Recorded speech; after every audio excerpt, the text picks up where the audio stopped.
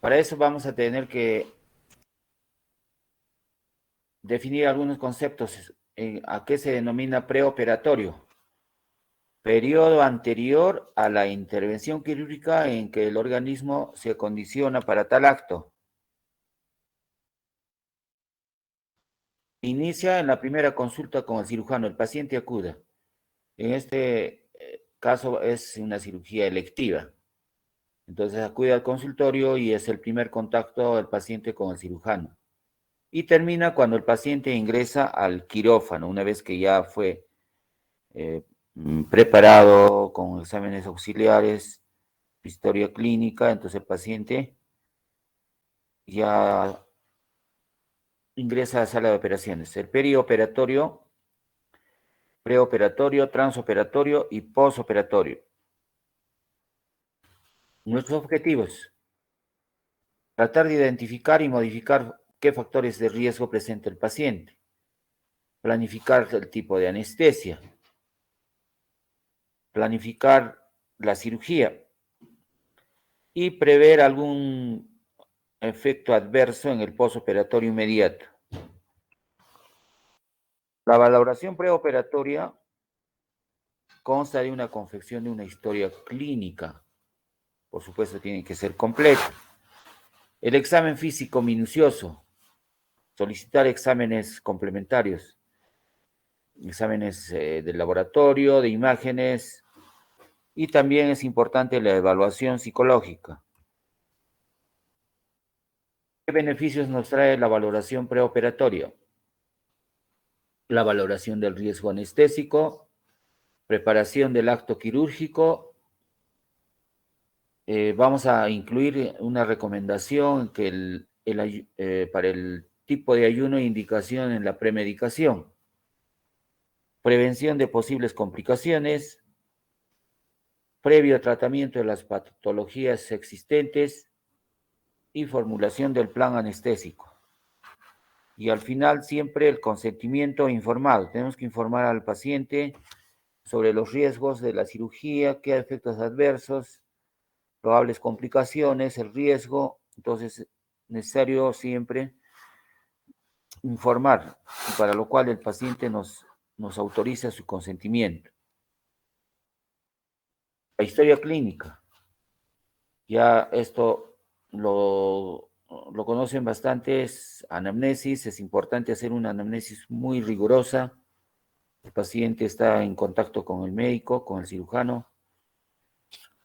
Tratar de optimizar los antecedentes. Si el paciente es consumidor de drogas o algunos otros insumos, cómo están los aparatos y sistemas, el examen físico, el control de funciones vitales, el examen general y los exámenes auxiliares.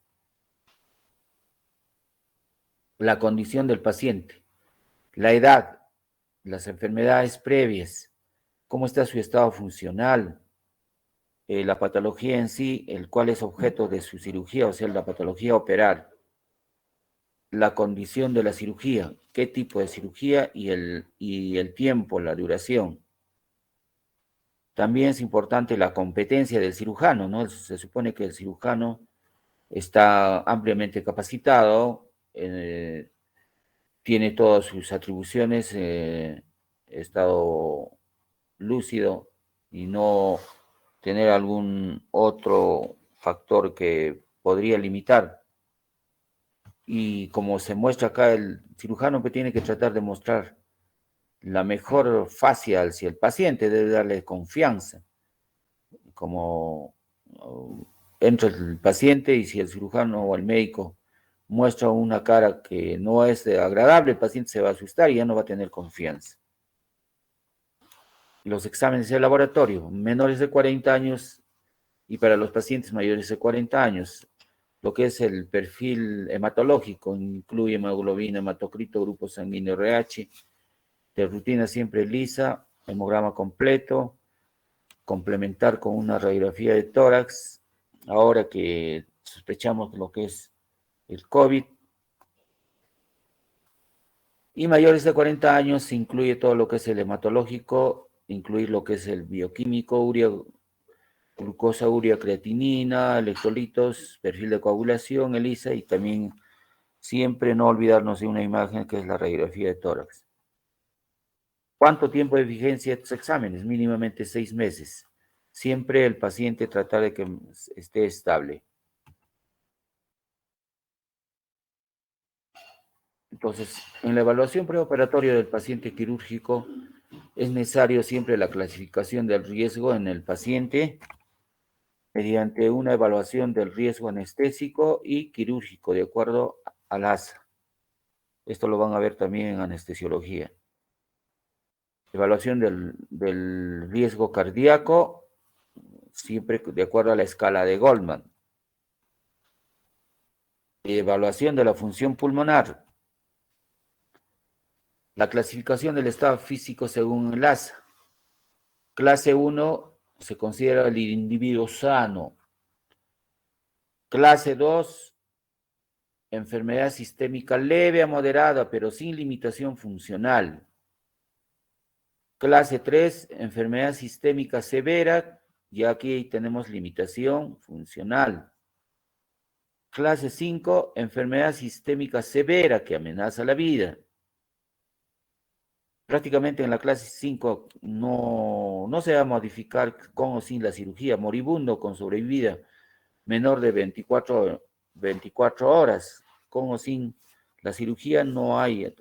En la clase 4 y 5 a veces se considera casos ya muy comprometedores a la vida del paciente, ¿no? Entonces esto se tiene que informar detalladamente a los familiares. La mortalidad, de acuerdo a esto, va a variar entre 0.01 a 50%. El riesgo quirúrgico. Tendremos una probable mortalidad resultado de la preparación preoperatoria, el tipo de anestesia, el manejo transoperatorio, el tipo de cirugía en el posoperatorio y convalecencia. Para eso vamos a considerar si estamos frente a un alto riesgo, riesgo intermedio o bajo riesgo. Alto riesgo reportado mayor del 5%. ¿En qué casos? Cuando hay una emergencia mayor, se trata de un problema a nivel de grandes vasos, a nivel de la aorta. También cirugía vascular periférica. Actos quirúrgicos prolongados con grandes pérdidas de volumen o hay sangrado. Riesgo intermedio reportado menor del 5%. Cirugía intraperitoneal y torácico, en el caso de laparotomías, toracotomías, también lo que es cirugía de cabeza y cuello, cirugía ortopédica y prostática. Y bajo riesgo, reportado menor de 1%, todo lo que es la cirugía endoscópica y superficial, una apendicitis, una colecistitis, ya sea convencional o laparoscópica, cirugía de catarata y de mama. Entonces, factores de riesgo cardiovascular son importantes. Pacientes edad mayores de 50 años, por supuesto, van a tener mayor riesgo. Pacientes portadores de angina, angina de pecho, infarto de miocardio agudo, cuando estemos frente a un fallo cardíaco congestivo, anormalidades del sistema de conducción, portadores de enfermedad valvular, enfermedad vascular periférica, tromboflebitis, flebitis, trombosis, el tipo de procedimiento y la capacidad funcional. Tenemos aquí la clasificación de Goldman referente al riesgo cardíaco. Tenemos las escalas o el puntaje. Si tenemos en cuenta la historia, el examen físico, EKG, el estado general y el tipo de cirugía. Si es un paciente mayor de 70 años, si estamos frente a un infarto de miocardio agudo en los últimos 6 meses, tiene una escala de 10.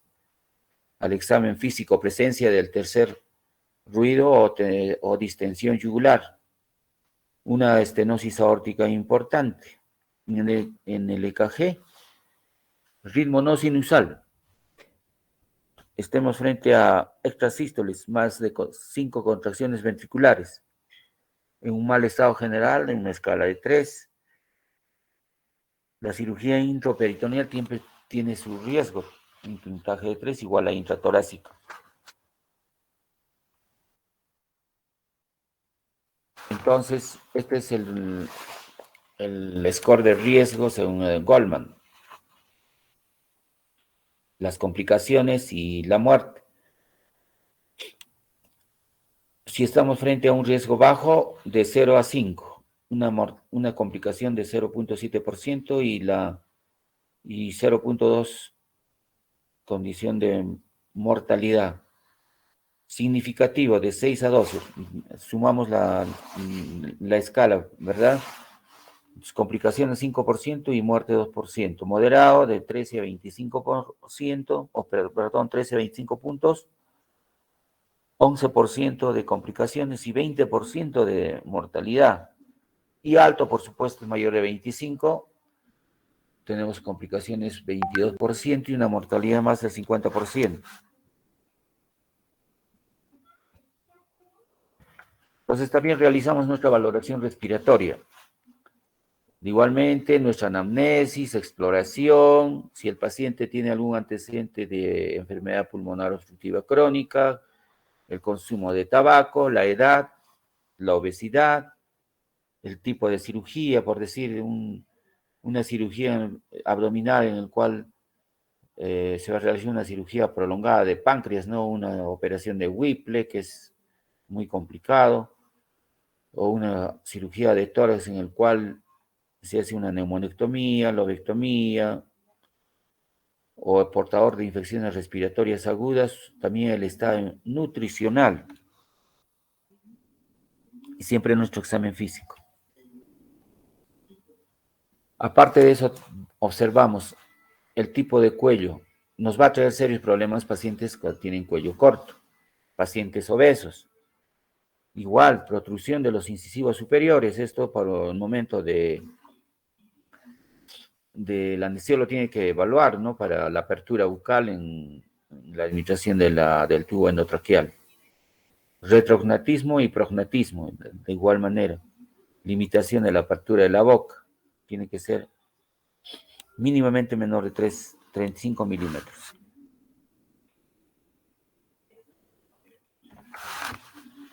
Esta es la clásica clasificación al examinar la vía respiratoria de Mallampati. Clase 1, como estamos observando, paladar blando, úvula, pared posterior de la faringe y los pilares normales. Se visualiza. Clase 2, el paladar blando, la úvula y pared posterior de la faringe. Ya no observamos los pilares. Clase 3, solamente el paladar blando y la base de la úvula. Y la apertura es mínima. Y clase 4, el paladar blando es invisible, y al ser invisible ya no observamos el resto, la úvula, pared posterior y los pilares. Y es muy complicado la intubación. Entonces esta imagen es muy didáctico. La clasificación de Mallampati. También tenemos que poner énfasis en el estudio del perfil de coagulación, ese estudio de la hemostasia. Si anteriormente el paciente presentó hemorragias o equimosis, tiempo de tromboplastina parcial, siempre a la par de lo que es hematológico, vienen automáticamente la indicación, tiempo de protrombina, concentración de la concentración de fibrinógeno es un poquito ya más específico la solicitud. Recuento de plaquetas, tiempo de sangría y tiempo de coagulación. También la valoración neurológica. La enfermedad cerebrovascular perioperatorio. Antecedentes. Trastornos de convulsiones. Enfermedades neuromusculares. Ya en pacientes mayores, Parkinson y demencia.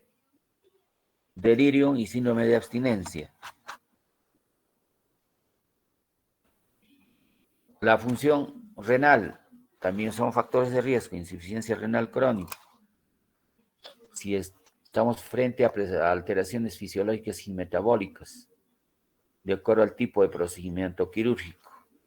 Si el paciente es portador de edemas mayores de 60, prostatismo o incontinencia, siempre debemos, cuando se trata de un paciente problema de urgencia, la última diuresis y el volumen. Entonces, los pacientes siempre deben ir con una sonda vesical.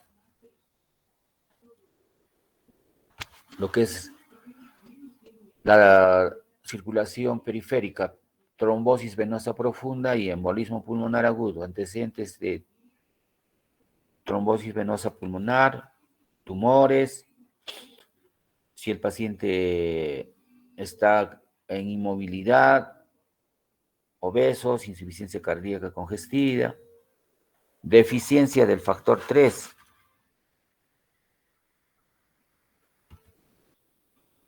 el manejo. Profilaxis mecánica, ¿en qué consiste? Vendaje de miembros inferiores.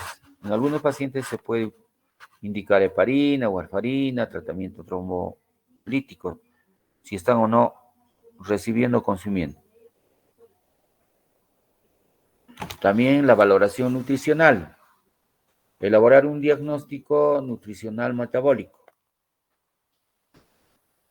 Seleccionar al grupo de pacientes que se van a beneficiar de un apoyo de soporte nutricional.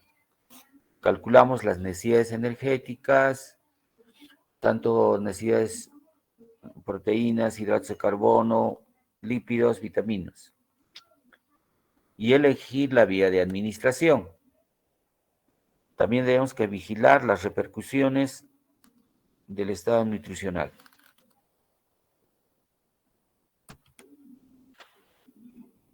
Y aquí se evalúa lo que es la antropometría, la masa, grasa y pliegues del índice de masa corporal. Esto es importante que debemos saber, ¿no es cierto? Si estamos frente a un sobrepeso, una enfermedad mórbida que es y se divide en diferentes grados. Los exámenes, cómo están nuestras proteínas, la albúmina, cómo están los linfocitos, la transferrina. Calculamos cuando el paciente requiere un soporte de estado nutricional, son pacientes muy delicados, tenemos que hacer nuestro balance nitrogenado. Si estamos frente a un estado de hipercatabolismo, como los quemados, los grandes quemados, pacientes en sepsis o enfermedades inflamatorias severas. Entonces, paciente con aporte dietético adecuado, pero no observamos mejoría de acuerdo a estos parámetros. Como vemos acá las medidas antropométricas, cómo debemos de medir con una cinta métrica la masa a nivel del brazo, es la masa del bíceps. También la circunferencia del brazo y el pliego cutáneo en el tríceps.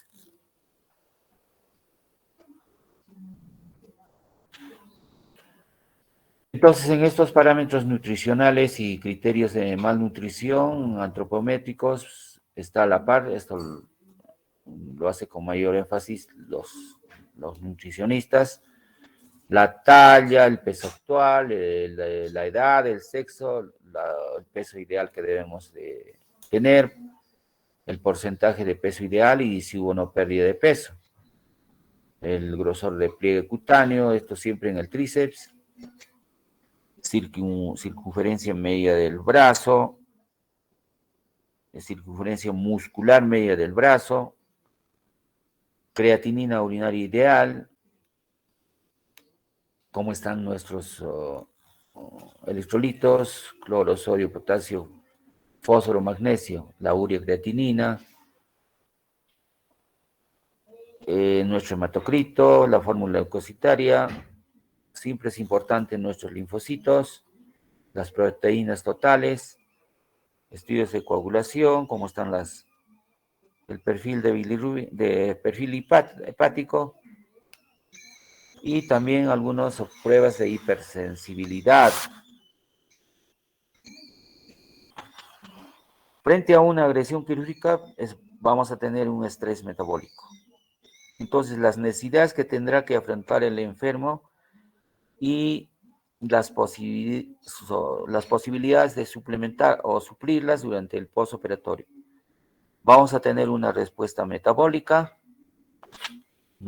siempre nos va a dar una limitación nutricional por la cirugía y aparte también por la limitación por la misma enfermedad. Entonces, vamos a tener fases a esta respuesta.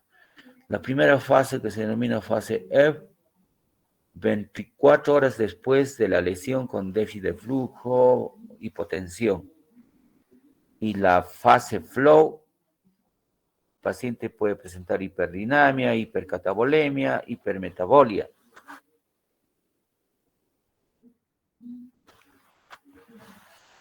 Valoración global subjetiva. Entonces debe ser esencialmente clínica, multifactorial, mediante la historia clínica, anamnesis, tratar de indagar que el peso en los últimos 6 meses y los últimos 15 días.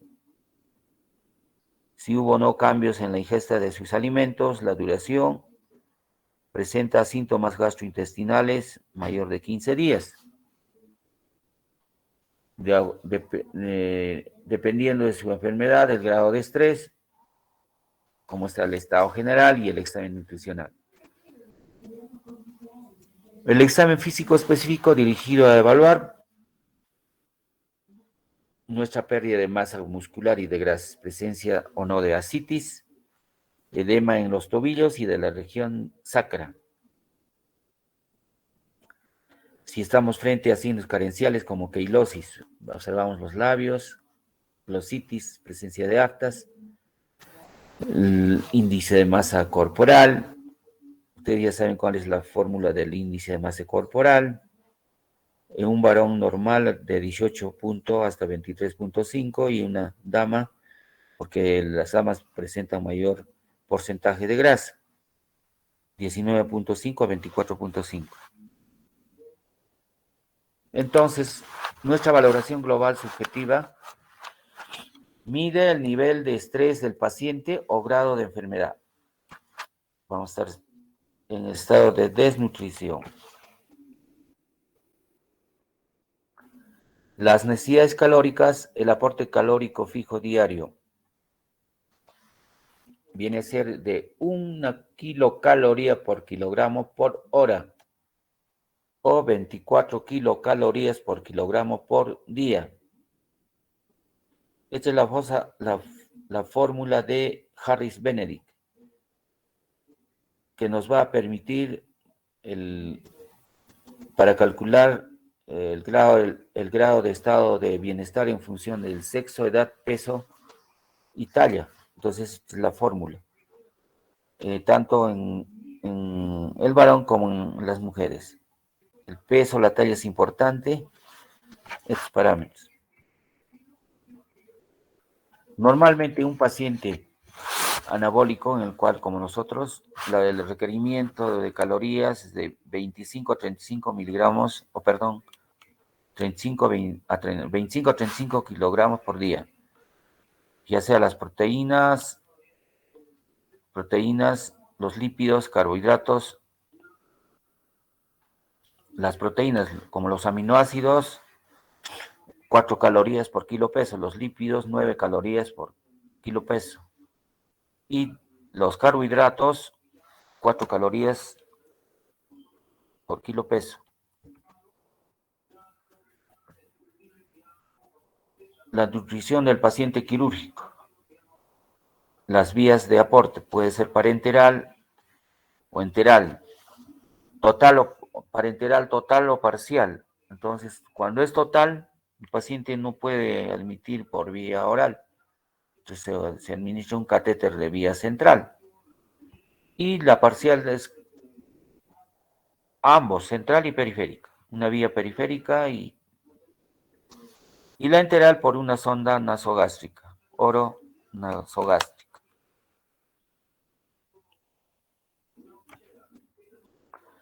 Y la nutrición parenteral son ya preparados, anteriormente no era artesanalmente, se daba el aporte de carbohidratos, glucosa al 50%, lípidos, las proteínas, pero ahora ya viene todo preparado. Las indicaciones cuando hay una contraindicación del tracto digestivo, pacientes tequeados mayores de 7 días, pacientes con grandes fístulas de gran débito, intestino de longitud insuficiente y la condición médica del paciente.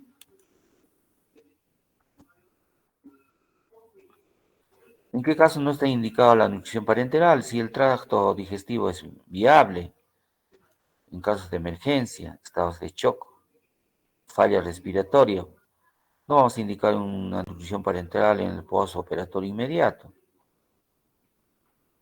Aquí observamos un traumatismo abdominal abierto y evisceración, se está saliendo todo el epiplon con una parte de as, es una ostomía.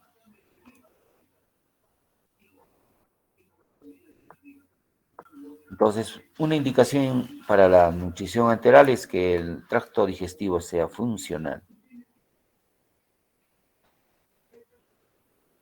Es una radiografía en la cual no observamos niveles.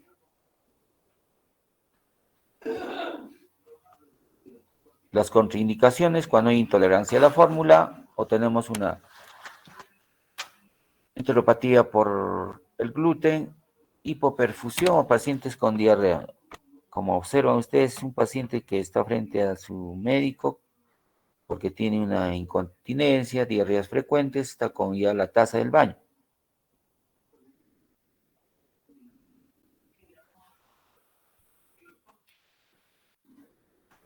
Pues la evaluación preoperatoria psicológica del paciente, también de la familia. El consentimiento informado. Explicamos sobre la enfermedad que el paciente es portador, el paciente que va a padecer y qué tipo de intervención quirúrgica se está planteando y cuál va a ser su respuesta. Todo esto es una relación con el cirujano, relación médico-paciente. Ahí observamos el médico o el personal también de enfermería, tiene que tenerle confianza, el diálogo, relación médico-paciente. Al considerar una intervención quirúrgica, el cirujano debe establecer un nexo, una empatía de comunicación y también responsabilidad personal con el paciente. Para evitar el riesgo de afecciones legales, porque si no hay este tipo y se presenta una complicación, vamos a tener problemas legales, médico-legales. Entonces, para eso es esta relación, el nexo médico-paciente. Debemos de que el paciente nos entienda, que nos comprenda antes de llevar la cirugía.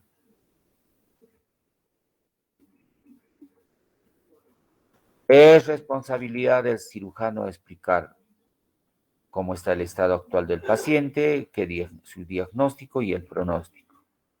Qué tipo de indicación quirúrgica, tipo de cirugía, el procedimiento quirúrgico a realizar y sus probables riesgos, complicaciones, pero en términos entendibles, tanto para el paciente como para sus familiares. No vamos a decir al paciente, no, tiene que operarse porque tiene una hemorragia digestiva alta, que no se entenderá. Si vamos a decirle que el paciente es importante que debe entrar a sala porque hay a nivel del estómago está sangrando, porque si no vamos a solucionar el problema, pues va a seguir sangrando y va a ser tardío la opción. También tiene que autorizar el paciente si es necesario, si hay opción de transfusión sanguínea, también la anestesia y sus riesgos, son autorizaciones por separado. Esto del Apache Se utiliza más en el servicio de cuidados intensivos, el sistema de puntuación Apache, en el cual se considera la temperatura, presión arterial media, ritmo cardíaco, la frecuencia respiratoria. ¿Por qué? Porque están monitorizados. Oxígeno, también se utiliza todo lo que es gases en sangre arterial. Cuando el paciente se va a hospitalizar, vamos a indicar dieta, normalmente NPO. La actividad, el paciente no es un reposo absoluto, puede estar ambulando, reposo relativo. Control de funciones vitales depende si es emergencia o electiva, cada 8 horas, como lo hace el personal de enfermería. Premedicación, indica anestesiología, puede ser diazepam o atropina. Entonces, en la premedicación, si son pacientes con enfermedades metabólicas como diabetes mellitus, la insulina en escala móvil. Paciente con hipertiroidismo, igualmente sus medicamentos que deben ser administrados. Hipertiroidismo, hipotiroidismo. Si son pacientes con insuficiencia suprarrenal, hidrocortisona. Si es un paciente con el hábito del tabaquismo, hay que indicarle que debe de cesar de 2 a 4 semanas antes del acto quirúrgico. Antibiótico profiláctico, tratando si es una herida limpia, contaminada. Si es una herida limpia, no es conveniente o no está indicado antibiótico. Si el paciente en una obstrucción intestinal es prioritario una sonda nasogástrica, un enema evacuante en la noche, el rasurado, a veces ahora ya nos está estilando el rasurado.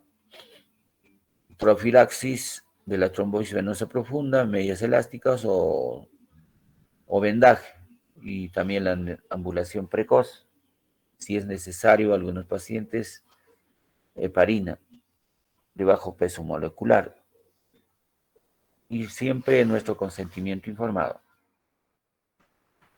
El ayuno. Ahora, no existe un consenso en cuanto a la utilidad y duración del ayuno. Entonces, anteriormente era una tendencia muy rigurosa de guardar ayuno, pero ahora podemos tener menos de 6 horas. Algunos indican protectores anti-H2 a nivel del estómago para reducir alguna secreción ácida y el volumen gástrico. Omeprazol inhibe la bomba de protones, esto a nivel de las células parietales del estómago. En relación a la ranitidina, el omeprazol va a disminuir el volumen gástrico de forma similar, pero eleva más el pH. Como antibiótico profilaxis, nos va a reducir la frecuencia de infección postoperatoria cuando vamos a realizar cirugía de colon, por decir, ¿no? Porque vamos a hacer resección, entonces, antibiótico profilaxis. Elegir un antibiótico eficaz, seleccionar un antibiótico con toxicidad baja, se estila administrar una dosis media hora o 1 hora antes a la intervención.